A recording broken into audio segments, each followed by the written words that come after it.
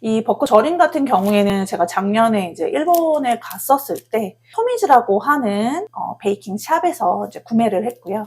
요거는 지금 소금에 절여져 있는 제품이에요. 그러니까 일본 같은 경우에는 이제 워낙 이제 벚꽃의 나라다 보니까 이제 벚꽃 파우더, 벚꽃 페이스트, 그러니까 벚꽃으로 되어 있는 여러 가지 제품들이 진짜 많아요. 근데 이제 우리나라는 아직은 이제 정식 통관되는 것도 정말 몇 개 없거니와 가격도 너무 높아서 디저트로 활용을 해보시기는 좀 어렵죠. 좀 어렵기는 하지만 그래도 한 번씩 이렇게 일본 가셨을 때 이런 제품 한번 구매를 해보시면 이제 매장에서는 사용을 하진 못하지만 집에서 한번 분위기를 한번 내보시는 것도 좋을 것 같아요. 그래서 벚꽃 절임 같은 경우에는 이렇게 물에 담갔다가 이제 소금기를 좀 빼시고 사용을 하시면 되고요. 이 상태로 아마 냉장 보관을 해서 사용을 하시면 소금물이기 때문에 굉장히 오랫동안 보관을 해서 사용을 하실 수는 있어요. 물기를 빼고 끄트머리 줄기를 좀 제거를 하고요. 꽃잎 대까지는 사용을 하겠습니다.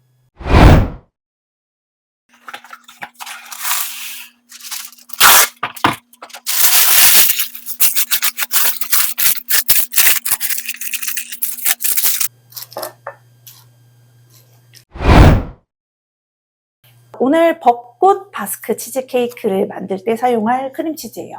많이들 알고 계시는 이제 끼리 크림치즈죠. 끼리 크림치즈와 레스큐어 생크림을 가지고선 이제 만들도록 할 거고요. 이 두 가지의 조합이 바스크 치즈케이크를 만들 때 가장 좋은 것 같더라고요. 오늘 이제 벚꽃 치즈케이크에는요. 근데 저는 그냥 가장 기본 이제 바스크 치즈케이크를 만들 때는 많이 크리미한 앵커를 주로 이용을 하는 편이에요. 앵커에다가 레스큐어를 조합을 했었을 때가 제가 좋아하는 그런 이제 바스크 치즈케이크의 크리미한 그런 풍미를 좀 많이 느낄 수 있는 것 같아서 기본 바스크 치즈케이크를 만들 때는 앵커와 레스큐어를 이용을 하고 오늘은 벚꽃 바스크 치즈케이크다 보니까 약간 가벼운 느낌의 제품을 좀 만들고 싶어서 끼리를 이용을 했고요. 일반적인 치즈케이크가 아닌 바스크다 보니까 크리미한 질감이 있는 그런 크림치즈를 이용을 해주시는 게 바스크란 이름에 좀 더 가까운 제품을 만들 수 있지 않을까 싶어서 보통 바스크 만들 때는 필라델피아 거는 잘 쓰지는 않습니다. 근데 다른 치즈케이크 만들 때는 꼭 필라델피아 거를 이용을 하려고 해요. 근데 오늘은 어쨌든 끼리 크림치즈와 레스큐어 생크림을 이용을 해서 만들어 보도록 하겠습니다.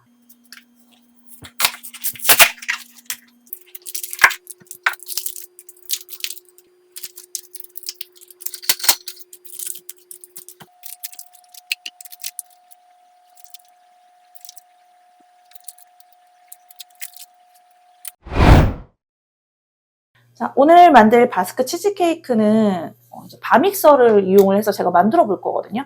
오늘은 요 계량 컵도 좀 깊은 계량 컵을 이용을 해서 만들어 보려고 해요. 만드는 방법은 되게 간단합니다. 바스크 치즈케이크 여러분도 아시겠지만 재료가 좀 단순한 편이잖아요. 일반 치즈케이크에 비해서. 요 치즈케이크에 들어갈 이 끼리 크림치즈를 전자레인지에 30초만 데워서 가지고 올게요.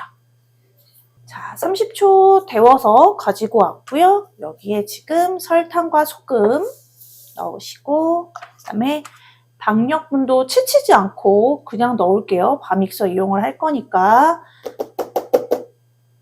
그다음에 전란 다 넣으시고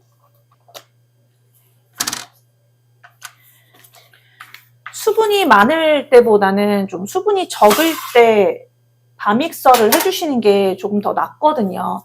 그래야지 좀 더 바믹서가 잘 되는 편이라서 지금 이제 생크림 넣기 전에 우선 바믹서를 조금 해보도록 할게요.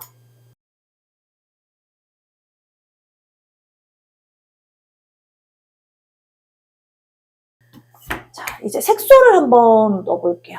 색소는 오늘 이 셰프마스터에서 이제 판매가 되고 있는 네온 핑크? 네온 브라이트 핑크예요. 이 제품 2방울 넣어주도록 할게요.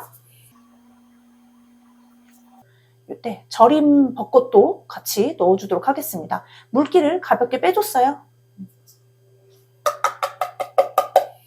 이 꽃잎 대까지 사용을 했는데 제가 일본에서 벚꽃 치즈케이크를 먹었을 때 이 벚꽃 대까지 같이 쓰는 카페가 있었더라고요. 그래가지고는 저도 왜냐면 이 이파리만 잎만 꽃잎만 사용을 하게 되면 넣은지 안 넣었는지 이제 구분이 좀 안 되기도 해요. 그래서 이 벚꽃 대까지 같이 넣은 게 아닌가라는 생각이 듭니다. 그래서 얘도 같이 넣을게요.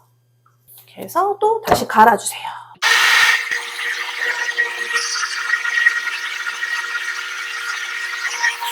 곱게 잘 갈리고 나면 저희 이제 생크림을 좀 넣어보도록 하겠습니다.